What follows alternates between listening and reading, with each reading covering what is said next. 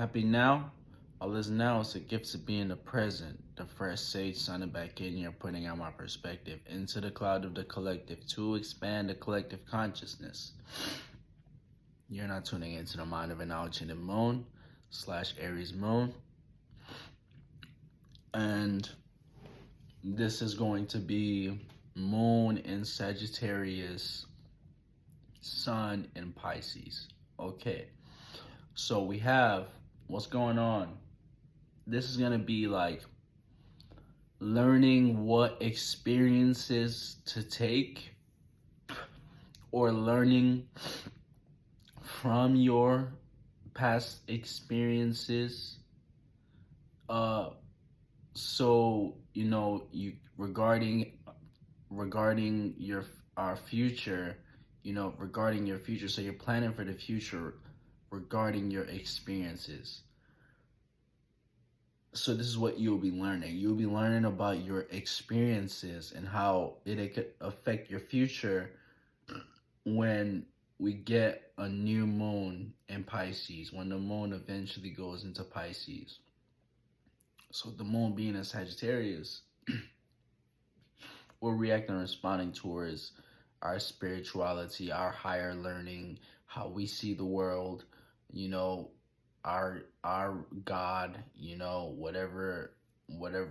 however we see God, and with this and with the sun, with it squaring the sun, it's like with that being in Pisces, it's also dealing with Jupiter. So Sagittarius and Pisces both dealing with Jupiter.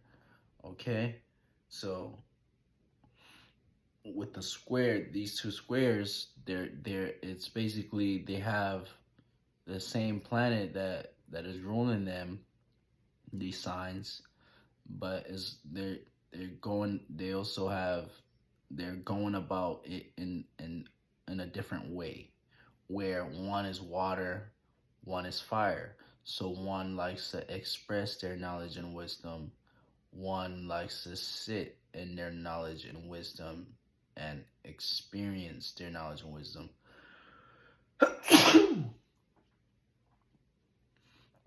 Excuse me. They gain the Pisces gains comfortability from just experiencing their knowledge and wisdom and sitting in it and feeling, not that a Pisces doesn't teach like a Sagittarius. They're more, they more come in an emotional way. They come to you in a more emotional way, the Pisces. So they're more connected to the emotions than a Sagittarius is, But these are both filler signs. It's just like these are both right brain signs, but it's like these are both of the right brain signs. One is fire, one is water. So one's dealing with feeling, one's dealing with seeing and expressing. Okay? So with our sun is in Pisces in that second decan. Okay, so it's dealing with that Cancer influence, that moon influence. It's more geared towards so this square, this square isn't so negative, because it's like you're learning, and from learning you can grow. Whenever you're learning, there's growth there. It's growth to be had when you're learning. So the moon is not only squaring the sun, but it's squaring Jupiter, Mercury, and Neptune in Pisces. Okay, so with the moon squaring Saturn, did I say Jupiter? I meant to say Saturn. The moon is squaring Saturn, Mercury, Neptune, and the sun. Okay, it's making a 90-degree angle. So we'll also be learning, we'll be learning how we can react and respond towards taking towards gaining some sort of stability in our reality and with our creativity, okay? You know, and our whatever is in our subconscious. So we'll be learning how we can gain a solid foundation we can stand on by, you know, whatever. So whatever house you got Pisces and Sagittarius at, these houses are squaring each other at this time. So yeah, that's what you'll be learning. You just gotta look at whatever house they at, you know, and it's like you'll have, you know, minor frustrations or, you know, yes, minor frustrations. So when it comes to, yeah, growing and, you know, actually looking at how you can make this Piscean water, wherever you got Pisces at, you know, how we can sort of react and respond and nurture some sort of a creative, something that has to do with not just creative but our subconscious, and you know, or it could be romantics, you know, or our fantasy, which we're sort of having minor frustrations when it comes to grounding and materializing these things. Okay, so with the moon being a Sagittarius again, so with Saturn being a Neptune, Saturn's not Neptune but Pisces. Saturn is dealing with reality. Saturn is a reality-based planet, a dry-based planet. Okay, because it's more left brain. It's more dealing with logic. It's more dealing with what's more practical.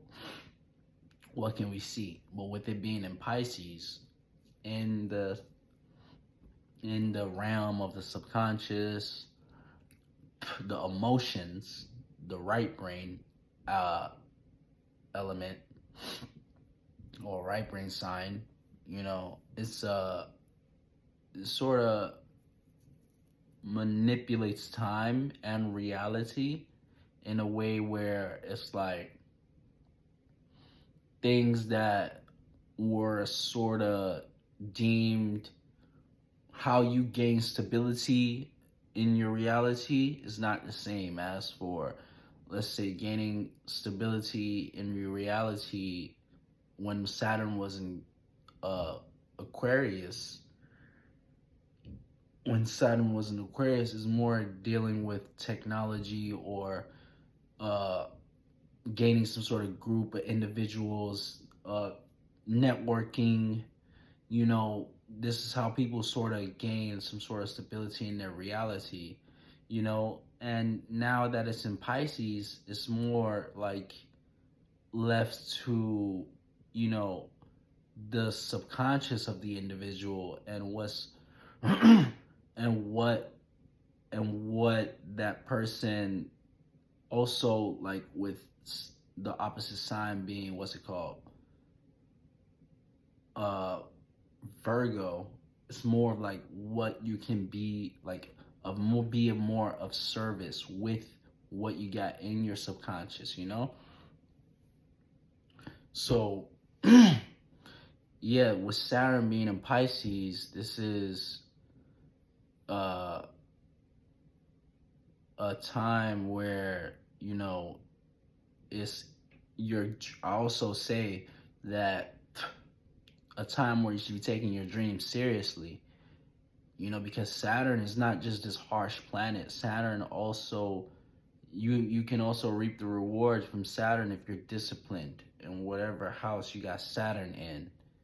You know, if you're disciplined with Saturn, you can also gain some sort of, you can reap the fruits and labor from your disciplines, you know, if you practice discipline and restrictions and boundaries and limitations and shit to certain things that require that energy. Okay? So with moon squaring Mercury, okay, with moon squaring Mercury, this is learning how to react and respond to learning how we can find the words, you know, for our fantasies. Learning how, learning what words to find, like to communicate, to describe our fantasies and our subconscious. Okay, so this is what we'll be learning. We'll be learning how we can sort of, with the moon being in Sagittarius and the sun being in Pisces, not sun, but Mercury being in Pisces. This is, like with Mercury being in Pisces makes our communication more from a feeling based place, like I said in my last video. So our communication is more subjective. Okay, so it's like, and with the moon being in Sagittarius, we're also, feeling more like, hey, we should really, like nurture and tend to and pay more, react and let's say, react and respond to our religion or whatever God we follow and tend to our spirituality, and so we have this vision, you have this vision about whatever your fantasies are, so the mind in Mercury, okay, the mind being Mercury and being in Pisces. So you have a vision of, and with Sagittarius, the moon being Sagittarius, it also gives us this visions of what's in our subconscious. So we could get visions of what's in our subconscious. And, so with the moon being a Sagittarius, we're learning, like, okay, these visions could be past experiences, and these visions could be where you see yourself in the future, like I said earlier in this video. So with the moon, whenever the moon gets into Pisces, we'll have a new moon, this allows, you to have all the energies to manifest whatever is in your fantasy if you water that seed, if you plant and water that seed regarding your emotions, whatever fantasy or whatever is in your subconscious that you want to manifest or materialize for the new moon in Pisces, you gotta sort of nurture it, take the actions regarding that goal or vision, or sort of utilize your words, and your affirmations. Affirm whatever fantasy that is or vision that's in your mind for this Pisces full moon that you want to manifest. Whatever it's in your mind, affirm it. Say you have it, and then take the sort of steps to sort of work towards it, So that's basically what this what the moon squaring Mercury in Pisces is going to play out like. So it's like learning about your fantasy and how you can see your fantasy play out. Sagittarius is the I see, Pisces is the I believe, so it's just like believing and seeing sort of go hand in hand to some people, you know? But, you know, you got some people out here that don't gotta see shit to believe it, you know? But, yeah. We also have Moon squaring Neptune in Pisces. Moon squaring Neptune in Pisces.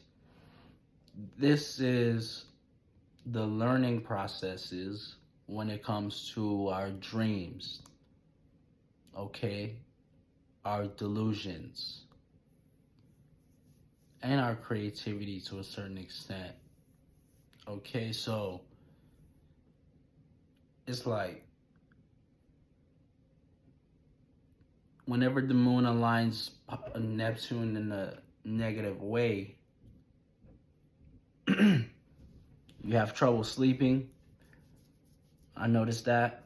And with this, it's also, we're going to be learning like how, again, like with this whole Pisces thing, it's like, how can we make our creativity, how can we mix our creativity with the life we live, you know? And if whatever you're into creatively, you can't sort of mix that with whatever gives you spirit, whatever, you know, whatever brings out your spirit. You can't mix it with that. You will be feeling uncomfortable at this time. Okay? And that's the learning process. This too shall pass with when the moon going to Capricorn in the next sign. Okay? So, moon is also sextiling Venus, Mars, and Pluto. Moon is sextiling Venus, Mars, and Pluto in Aquarius. Okay? So this is 60-degree angles for opportunities. Okay? So as far as Venus will have the opportunities to react and respond towards our love matters, our whatever we're willing to compromise with, and our pleasures. Okay? So it's basically mixing the opportunities to have a spiritual relationship, or the opportunity to have a spiritual relationship, or out of norm relationship, or with a person, place, or thing. Okay? So this relationship isn't any normal relationship, you know? It's from this with Venus being in Aquarius. You know, it makes our relationship and how we see relationship filter out through Aquarius. So it's like, it's gonna be of the esoteric, the occult, astrology, you know, things of this sort. This is the I know house, you know, wherever house this is also the water bearer. So the bearer of information, you know, the bearer of information. So it's gonna be like with the moon being in Sagittarius, you know, it's like that's dealing with spirituality, or you know, your freedom. So to have like opportunity to react and respond to our love matters, you know, in a free free way, you know, in a light-hearted way. Okay? So Moon sextiling Mars. This is opportunities to react and respond towards our passions. Okay? So mixing God with rebelling for God type shit.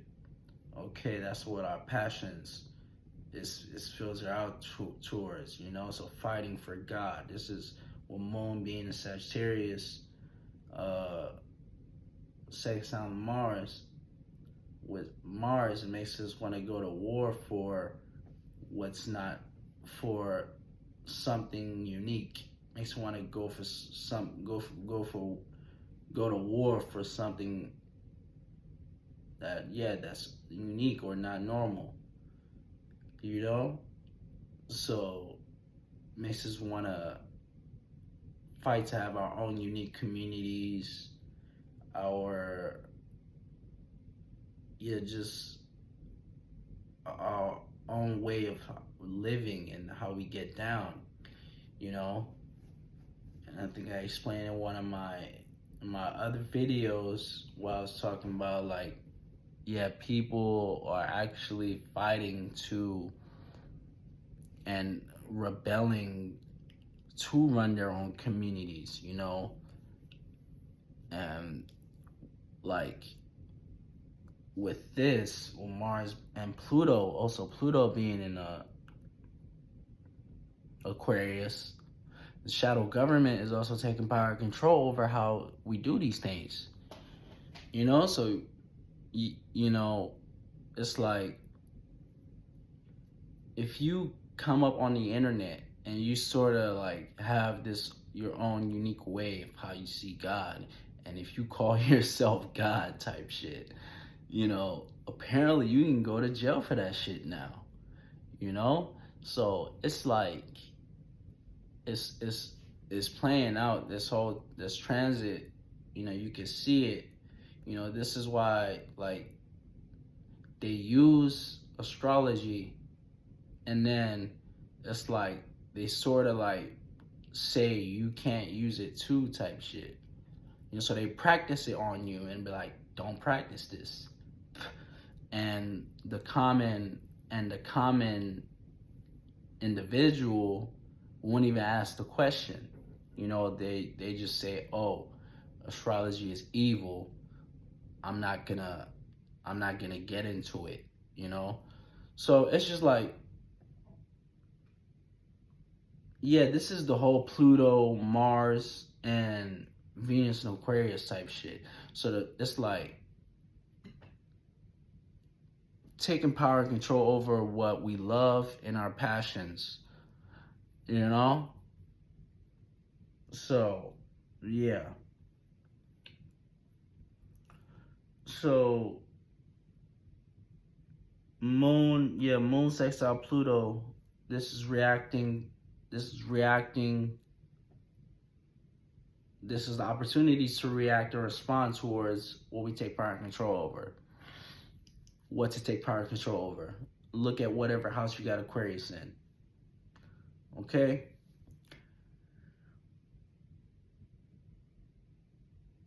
Moon sextiling, not sextiling, but Moon trining North Node and trining Chiron in Aries. This is the gift to react and respond towards our spiritual path. Okay, so the gift to jump head first into our spiritual path. Okay, to sort of feel what it would feel like to embody growth, and, you know, to walk in the light of your spirit, you know, and follow your individual self's own journey, your own path, to walk your own path. So you have the gift to walk your own path and to stay on the path type shit. and to see the path, okay? If you didn't, you have the gift to see your spiritual path at this time, okay? So with moon sextiling Chiron, this is the gift to react and respond towards mistakes, or the gift to react and respond towards, to gift to heal something regarding to a wounded something, a wounded a wound, to heal a wound that was attained whenever you acted as a leader and assert yourself in the world type shit, and anything that has to do with the self. So you have to heal something that has to do with the self. Look at whatever house you got Aries in to see what energies, you know, that you should possibly heal, or, you know, possibly make a mistake at. Okay? So we also have Moon in conjuncting Jupiter and in conjuncting Uranus. Okay? This is the misunderstanding. Okay? So 150-degree angle. So Moon misunderstanding Jupiter. This is misunderstanding what to react and respond to grow our material maternal, our money, our pentacles, okay, our security, our stability, okay. And Moon misunderstanding Uranus, this is misunderstanding what we can how to react and respond, so we can sort of get some sort of material or maternal in a unique way. Okay? So yeah, those are all the energies you should look out for. First Sage signing out. Catch you next now.